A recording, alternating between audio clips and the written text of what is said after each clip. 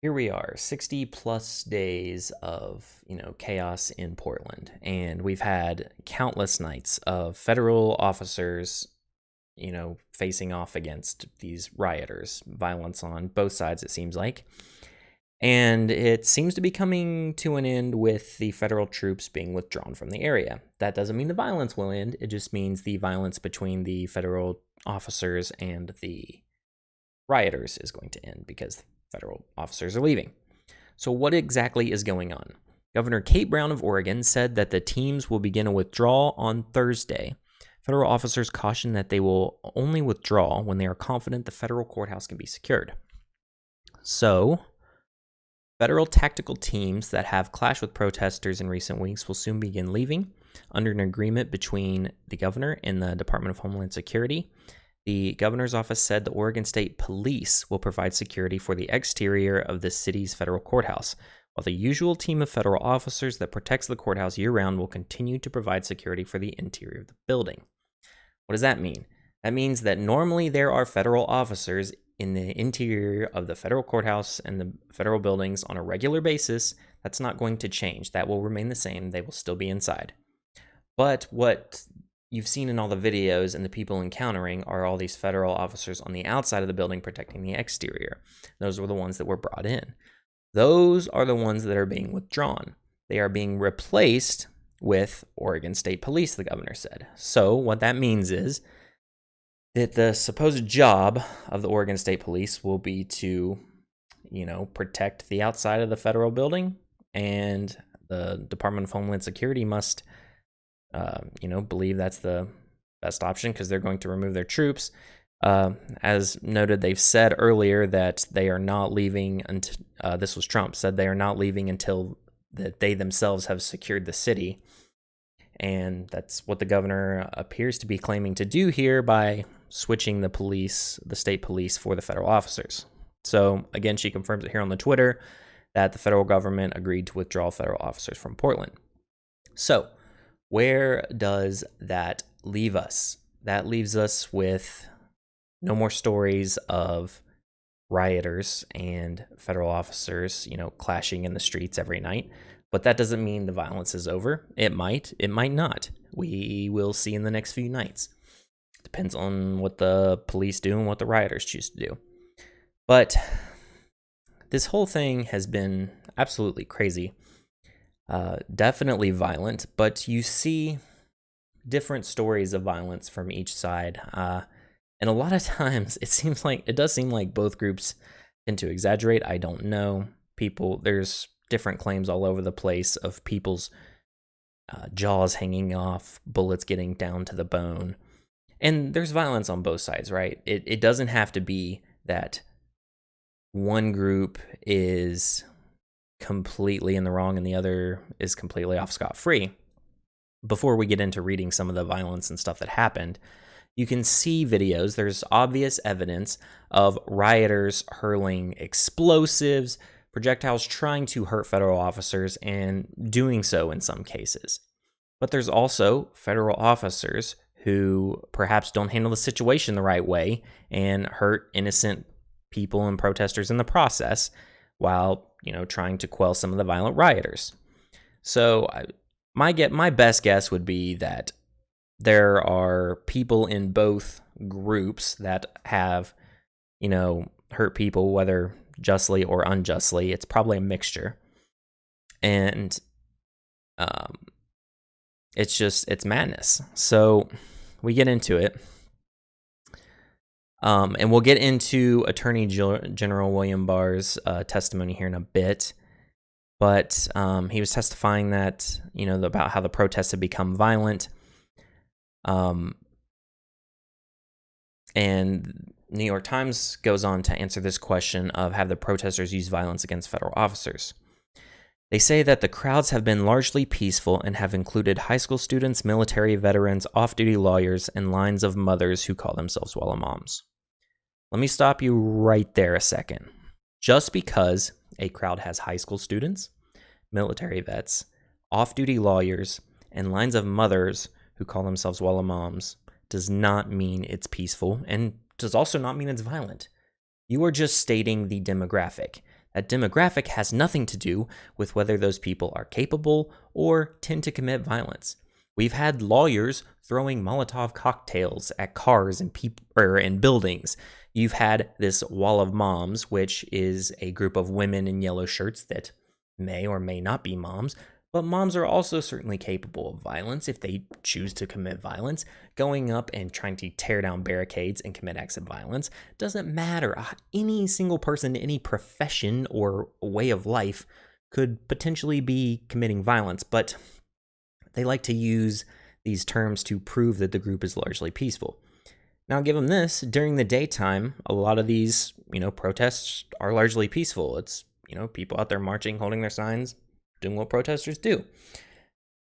But there's a distinction that's being made that, people trying to clarify, not everyone out there at the protest site is a peaceful protester. There are some people there that instill violence and start riots. It's pretty obvious what happens.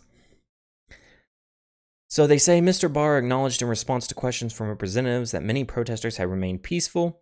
You have a lot of people who are protesting and demonstrating. The particular violent opportunists who are involved here get into these crowds and engage in very violent activity and hijack it. Just look at any of the Twitter threads and videos from these riots in Portland. You can see the violent people. I'll show you one here in a minute of somebody throwing an actual explosive, a bomb, not just even fireworks.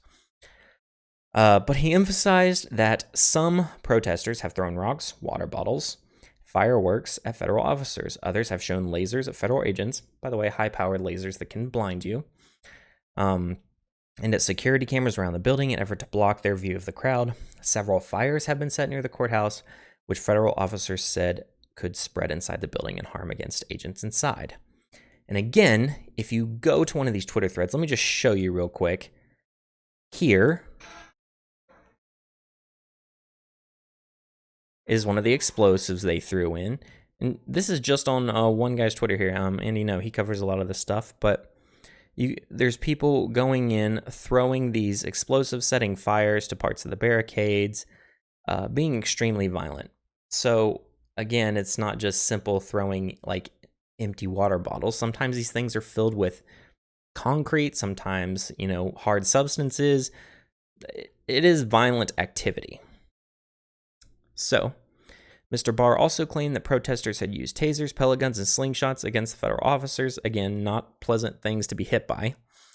The Times could not independently confirm the use of those weapons, unless you looked at videos where those weapons were being used. But I guess if you don't look for them, you won't find them, so you can't confirm them.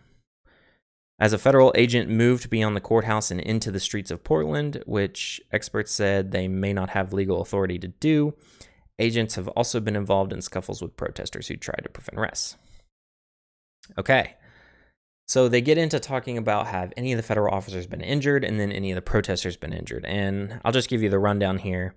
They talk about injuries of broken bones, hearing damage, eye damage. Eye damage lines up with the laser pointer thing for sure. Hearing damage, maybe some loud blasts they were doing.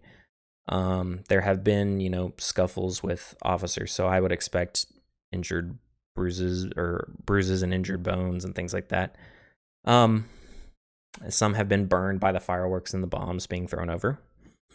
But then there were like some comments that some officers were stricken deep to the bone. Again, I haven't seen anything on that.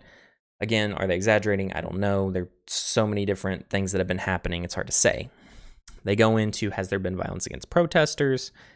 And again, they talk about people with their jaw nearly falling off right here and stuff like that. Again, like I said, I think there's going to be injuries on both sides in clashes like this. You have a group of people who are supposed to be peaceful and just standing out there stating their beliefs, right?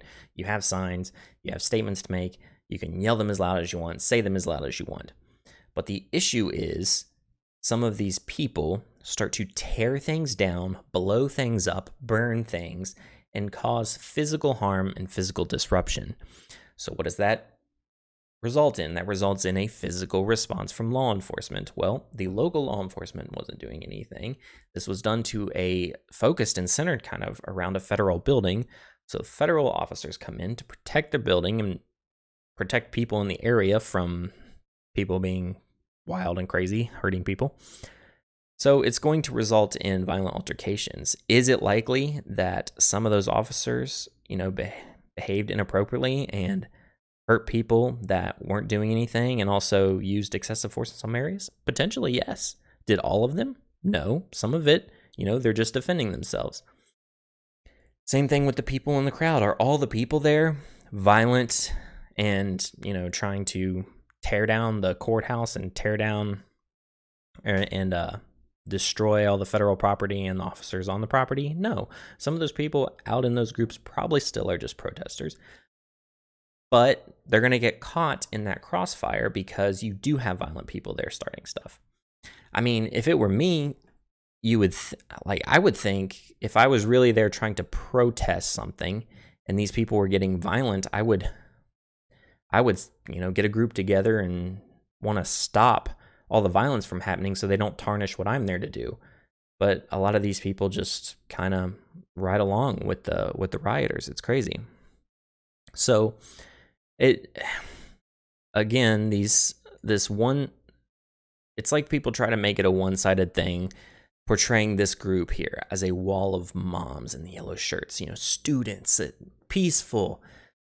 And it's not one-sided. It's the violence is on both sides. Again, justified, unjustified. It's a mix. It's a mixed bag.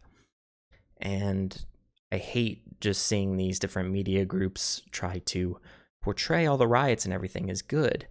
I mean, and again, I'm not coming to defense of any federal officers who have, not done their job the right way or not performed their duties in the way they're supposed to. No, that needs to be dealt with and justice needs to be handled. The issue I see is that every single source of media out there is defending the rioter side. So that's why I feel like I have to address that side more, is because there's, no questions being asked as to whether these, violent rioters are in the wrong and whether they are or are not peaceful protesters. So that's just my issue with that. Now we come to the Judiciary Committee hearing of William Barr. Now there were multiple things in this hearing, but the first part addresses the Portland riots and what I was just talking about. So I want to play a few clips from there, and I have the transcript here as well we can go over. And I want to address a few things that went over in that hearing that were very interesting in the way they phrased things. So we will get into that now. Your tenure has been marked by a persistent war against the department's professional corps in an apparent attempt to secure favors for the president. Others have lost sight of the importance of civil rights laws. But now we see the full force of the federal government brought to bear against citizens demonstrating for the advancement of their own civil rights. There is no precedent for the Department of Justice to actively seek out conflict with American citizens under such flimsy pretext or for such petty purposes. This administration has twisted the Department of Justice into a shadow of its former self, capable of serving most Americans only after it has first served those in power. This committee has a responsibility to protect Americans from that kind of corruption, Mr. Barr. We have a responsibility to ensure that the Justice Department and its Attorney General administer justice equally and fairly. And this is what has brought us to this hearing room today. In the wake of George Floyd's death, violent rioters and anarchists have hijacked legitimate protests to wreak senseless havoc and destruction on innocent victims. The current situation in Portland is a telling example. Every night for the past 2 months, a mob of hundreds of rioters have laid siege to the federal courthouse and other nearby federal property. The rioters have come equipped for fight, armed with powerful slingshots, tasers, sledgehammers, saws, knives, rifles, and explosive devices. Inside the courthouse are a relatively small number of federal law enforcement personnel charged with a defensive mission to protect the courthouse. What unfolds nightly around the courthouse cannot reasonably be called protest. It is, by any objective measure, an assault on the government of the United States. As elected officials of the federal government, every member of this committee, regardless of your political views or your feelings about the Trump administration, should condemn violence against federal officers and the destruction of federal property. So just to clear up and summarize there, the committee is, explaining or expressing concern that these federal officers, that they were sent in and they are violating people's rights, and that these are just simply, people that are there protesting, and the officers were sent in to kind of quell the protests and violate the rights of the people. But Barr responds and explains that the reason that these federal officers were sent in was because it wasn't just peaceful protesters that were there. It was that there were violent rioters that were threatening the safety of the officers inside the courthouse and threatening the federal resources that are located there on that federal property. So he was explaining that it is a defensive, movement to send in these federal officers, not an offensive movement to go take out a bunch of protesters and violate people's civil rights. We'll continue. On July 22nd, you joined the president as he announced the expansion of Operation Legend, an initiative to combat violent crime in Kansas City with approximately $61 million in DOJ grants. I am confused, however, as to the purpose of launching Operation Legend at this moment in time. In December of last year, you announced that the department would divert over $70 million in grants to 7 U.S. cities under an initiative called Operation Relentless Pursuit, correct? That's right. And Operation Relentless Pursuit targeted a familiar list of cities, places like Albuquerque, Baltimore, and Kansas City, correct? Correct. At the same July 22nd press conference, you initially claimed that over 200 arrests had been made under Operation Legend, correct? Correct. But you misspoke. Correct. The U.S. Attorney's Office for the Western District of Missouri later confirmed that only a single arrest had been made under the auspices of Operation Legend, correct? I don't know. And the 199 other arrests were made under Relentless Pursuit or other programs. Well, that was correct. I think you could be forgiven for being confused. Operation Legend appears to be little more than a repackaging of existing operations in these cities. So why all the drama? Why join the president at the White House to announce a bold new operation that appears to be neither bold nor new? Understandably, Americans are very suspicious of your motives here. There are those who believe you are sending federal law enforcement into these cities not to combat violent crime, but to help with the president's re-election efforts. The president has made clear that he wants conflict between protesters and police to be a central theme of his campaign. So let me ask you directly, Mr. Barr. Yes or no? Yes or no? Did you rebrand existing projects under the Legend in order to assist the president in an election year? I wouldn't call it.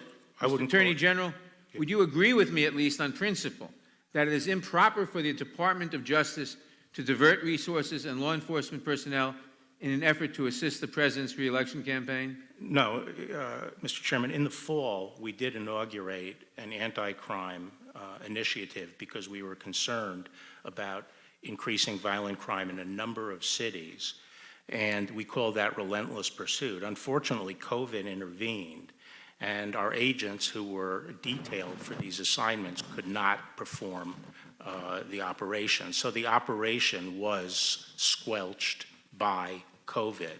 So we couldn't complete or make much progress on Relentless Pursuit. However, in the intervening time, we saw violent crime continuing to rise, and a lot of that was triggered by the events after the death of George Floyd. So we did reboot the program after COVID started breaking and we could commit the law enforcement resources to actually accomplish the mission, which is to reduce violent crime. Now, I regret that COVID interrupted our law enforcement activities, but it doesn't obviate the fact that there is serious violent crime in these cities. These police and mayors have been asking us for help, and we have put in additional federal agents and investigators to help deal with it. So in this section, they just went over their Tough on Crime initiative that had recently come out back in the fall. And what the chairman there was getting at was that, in a sense, this new tough on crime stance, this new operation that was being put out, was nothing more than a stunt, so to speak, to basically boost Trump's chances in the election and create good publicity for him for the election. That was the overarching premise of what he was addressing there. And he was claiming that that's why that the federal officers were sent in, was to help Trump in the election, and that it was to, stop these people from, protesting. It wasn't to deal with violence whatsoever. It was to help Trump in the election and deal with the protesters. So Barr then responds and he explains, that they did start this initiative. COVID kind of put a slowdown on things. But then when the George Floyd riots and things picked up, the officers being sent in were a response to violent crime. So we'll continue. Have you, now, yes or no, have you discussed the president's re-election campaign with the president or with any White House official or any surrogate of the president? Well, I'm not going to get into my discussions with the president. Well, have you discussed that topic with him, yes or no? Not in relation to this program. I didn't ask that. I asked if you discussed that with... I'm a member of the cabinet, and there's an election going on. Obviously, the topic So comes the answer up. is yes. Well, The answer the is topic comes up in cabinet meetings and other things. Okay. It shouldn't And be a as part of- surprise that the topic of the election. I didn't say I was surprised. I just asked if you'd done that. So as part of those conversations with the president or his people about the re-election campaign, have you ever discussed the current or future deployment of federal law enforcement? In connection with what?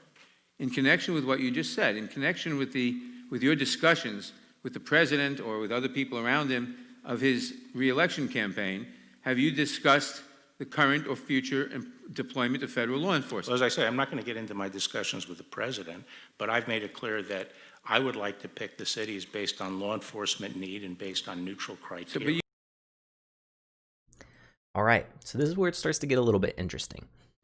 So, Nadler's initial premise was that Trump was wanting to send in these troops to help further his campaign for the election, essentially. So he's got to tee himself up for his little gotcha moment. Starts off, yes or no, have you discussed the president's re-election campaign with the president or any White House official or any surrogate of the president? So essentially what he's asking is, Barr, have you been involved in any minute area whatsoever involving President Trump's re-election? Have you been involved in any of those conversations whatsoever at any point? Then Barr says, I'm not going to discuss specifics, but obviously it should be no surprise that during an election year, around the president, that is going to come up. Again, no one's probably shocked about that. And Nadler, of course, says, oh, I'm not surprised. I just wanted to know, right? But now he can move into his big moment. So he says, I just asked if you had done that. So as part of those conversations with the president or his people about the re-election campaign, have you ever discussed the current or future deployment of federal law enforcement? There it is. There's the connection he has to make. Because at the very beginning, he said that, Trump, him sending in these officers into this area is just to boost his campaign and you're violating people's rights, yada, yada, yada. This is the connection he's trying to make, trying to get him on this little, section, so to speak. Because if he can say, okay, you were around for discussions of the re-election, oh, did deploying federal law enforcement ever come up? He's trying to associate the two through this crazy connection. And, Barr has the same response. I'm not going to discuss my discussions with the president, but I've made it clear that I would pick the cities based on law enforcement need and based on neutral criteria. And he keeps trying to get him and say, you can't tell me if you've discussed it. And he says, I'm not going to say what I've discussed with the president. But again, the whole argument there is that Nadler is trying to get at and prove that Trump is using this to boost his re-election. And Barr is responding with the statement, no, this is an attempt to stop criminal activity going on in Portland. We will finish up here in a second. I'll let you guys finish out the video here. You can't tell me whether you discussed... No, I'm not going to discuss what I discussed with the president. Can you commit today that the department will not use federal law enforcement as a prop in the president's re-election campaign? We are not using I just want to federal law close enforcement. with this thought. You really can't hide behind legal fictions this time, Mr. Barr. It's all out in the open, where the people can see what you are doing for themselves. The president wants footage for his campaign ads, and you appear to be serving it up to him as ordered. In most of these cities, the protests had begun to wind down before you marched in and confronted the protesters. And the protesters aren't mobs. They are mothers and veterans and mayors. In this moment, real leadership would entail de-escalation, collaboration, and looking for ways to peaceably resolve our differences. Instead, you use pepper spray and truncheons on American citizens. You did it here in Washington. You did it at Lafayette Square. You expanded to Portland. And now you are projecting fear and violence nationwide in pursuit of obvious political objectives. Shame on you, Mr. Barr. Can I just say, Mr. Shame on you. Can I just My say, time Mr. has expired. For what purpose does Mr. Jordan seek recognition? Mr. Excuse me. Could I just what have a purpose moment? does Mr. My time has expired. For what purpose does Mr. Johnson seek recognition? Questions for the witness, and I will yield the floor to him to respond. Yeah. Mr. Chairman, you've conflated two different things. The effort, like legend, is to deal with violent crime that's committing on the streets of the city. Again, predatory violence like murder, shootings, which are soaring in some cities right now. That does not involve encountering protesters, as you refer to it. Civil disturbance is a different set of issues. And I just reject the idea that the department has flooded anywhere and attempted to suppress demonstrators. We make a clear distinction between demonstrators. The facts speak for themselves. This is my time, I'm Mr. Chairman. answering, and you know, the fact of the matter is, if you take Portland, the courthouse is under attack. The federal resources are inside the perimeter around the courthouse, defending it from almost 2 months of daily attacks where people march to the court, try to gain entrance, and have set fires, thrown things, used explosives, and injured police, including just this past weekend, perhaps permanently blinding 3 federal officers with lasers. We are on the defense. We're not out looking for trouble. And if the state and the city would provide the law enforcement services that other jurisdictions do, we would have no need to have additional marshals in the courthouse. Okay, so there you have it. I think it was summed up pretty well. What it comes down to is, Barr responds to him there and says that he's conflating two different issues. And we see this a lot. This is multiple times we've seen this now throughout the riots and throughout the protest. You have this problem where people can't seem, for some reason, certain people can't seem to separate the idea of a peaceful demonstrating protester and a violent criminal rioter. And they are two different, they can be the same people depending on the time of day. They could be peaceful in the daytime and riot at night. But again, not every protester is a rioter, not every rioter is a protester. But there's an issue where people cannot seem to separate in their minds that there is a difference between the two. And that's what Barr is saying there, is they are responding to the ones that are violent criminals, the ones that lead to shootings, businesses and buildings being destroyed. And in the case of Portland, the federal courthouse being destroyed and the people inside being hurt.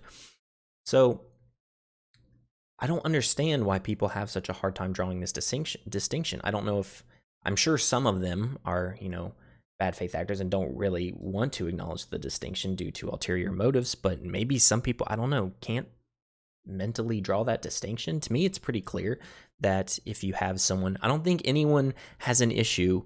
I mean, there might be some people, but I don't think for the most part the general population has an issue with people out voicing their opinions. If they're doing it the right way, not resorting to violence, that's a good thing. People go out and protest. Who cares? But when you have people resorting to acts of violence that end in many, many, many people being hurt, killed, or seriously injured, there's a problem, and that needs to be dealt with. You can't just let that happen like nothing's wrong. And even in some of the media responses to this, there was another clip of a lady, I can't remember what news station it was on, but you see this response of, oh, they're sending in the officers to deal with these protesters. They're hurting these protesters. They're tear gassing these protesters.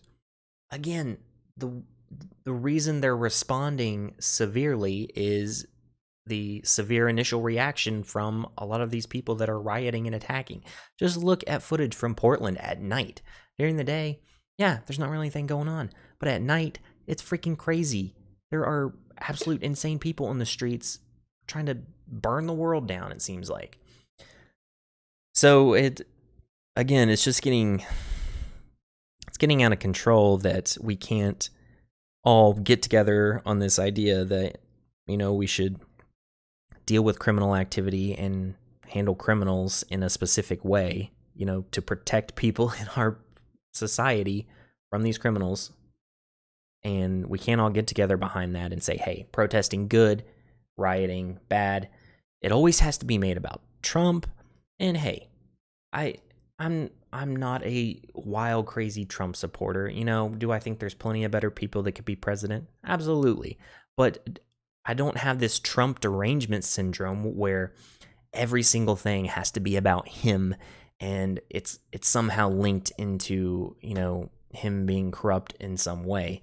And honestly, will videos of this help his campaign? It probably will. I would think it would if it shows him stopping crazy, looting, rioting, violent people. But is the fact that it's going to help his campaign not a reason to still send in federal officers to stop violent behavior that local authorities are not dealing with to begin with? No, it still needs to be dealt with and handled in the proper way, right? I mean, I'm not saying that the federal officers shouldn't be held accountable for things they, handle the wrong way. But again, then, even if he didn't send in federal officers to stop this, I would still say videos of violent riots over there where, he's not involved in these cities is still going to help his campaign because he's still against it. And videos are going to come out and say, oh, look what happens in these cities where they don't want federal officers. Either way, I think behavior like that is going to help his campaign. So again, I think it's a weak argument there, but just interesting to point out, again, the way everything has to be made about Trump and tied into Trump, and you can't separate protesters and rioters. It's madness, people. It's madness. Anyway, that's going to do it for this segment. Thank you guys for tuning in. If you liked it, be sure to leave a like. Helps with the algorithm. Subscribe. You'll be notified when new stuff comes out. Other than that, you guys have a good one. We will see you in the next segment.